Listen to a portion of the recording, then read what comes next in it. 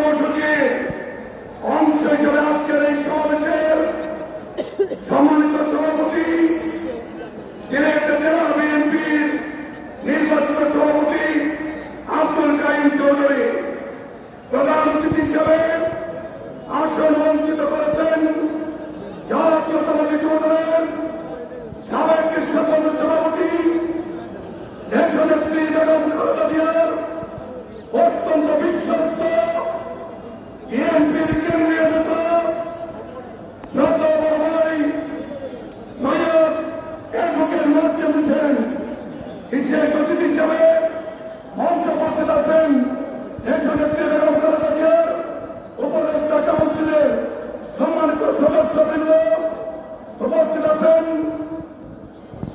আমাদের জাতীয়তাবাদী দলের কেন্দ্রীয় সাংগঠনিক সংগঠনবৃন্দ, জাতীয়তাবাদী দলের কেন্দ্রীয় নেতৃত্ব, সিলেট জেলা মহানগর সহ বিভিন্ন উপজেলা পৌরসভার সহকর্মী নেতৃত্ব, বিএনপির বিভিন্ন অঙ্গের সহযোগী সংগঠনের আমার প্রিয় নেতাকর্মী ভাই বোনেরা, আসসালামু আলাইকুম ওয়া রাহমাতুল্লাহ। বক্তৃতা শুনেছেন, বক্তৃতা শুনবেন। আজকে বিএনপি মাঠে আমরা মাঠে ছিলাম, আমরা মাঠে আছি জনগণের পক্ষে যা যা করার প্রয়োজন বিএনপি বরাবর আইন করেছে, ভবিষ্যৎ আমরা তাই করব।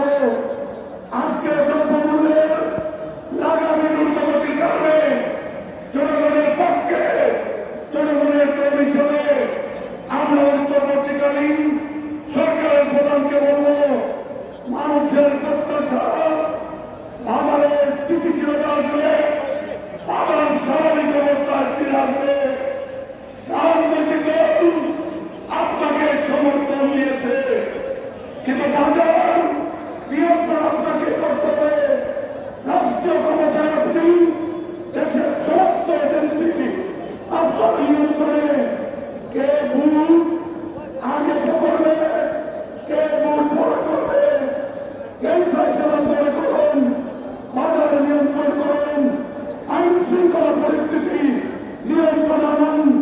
জনগণ যুদ্ধ করে রক্ত দিয়ে নিজেদের অধিকার প্রতিষ্ঠায় বেগম খালেদা জিয়া তারেক রহমানের নেতৃত্বে রাজপথে ছিল, রাজপথে আছে। জনগণের দাবি, জনগণের সরকার প্রতিষ্ঠা না হওয়া পর্যন্ত আমরা এক মুহূর্তের জন্য রাজপথ ছেড়ে যাব না। স্থানীয় নির্বাচন জাতীয় নির্বাচনের পরে হবে। জনগণকে বিভ্রান্ত করার জন্য কোন দলের কোন ব্যক্তি এজেন্ডা বাস্তবায়নের চেষ্টা করলে বিএনপি ঘরে বসে থাকবে না। জনগণের চোখের ভাষা, জনগণের টুকের ভাষা, জনগণের মনের ভাষা বুঝার চেষ্টা করবেন, সেই আশাবাদ ব্যক্ত করে আমাদের প্রিয় নেত্রী মাতৃতুমা বেগম খালেদা জিয়ার সুস্থতা কামনা করে, ওনার দীর্ঘের কামনা করে আমাদের প্রিয় নেতা তারেক রহমান সমস্ত চক্রান্তে চিত্র করে দিল্লির দেশে মাথা উঁচু করে বাংলাদেশে ফিরে আসবেন, সেই আশীর্বাদ ব্যক্ত করে সবাইকে আজকের এই সুন্দর সমাবেশ করার জন্য সিলেট জেলা বিএনপি সভাপতি, সাধারণ সম্পাদক, সাংগঠনিক সম্পাদক সহ প্রিয় সহকর্মী নেতৃত্বকে ধন্যবাদ জানিয়ে আমি আমার কথা শেষ করছি। খুদা হাফেজ।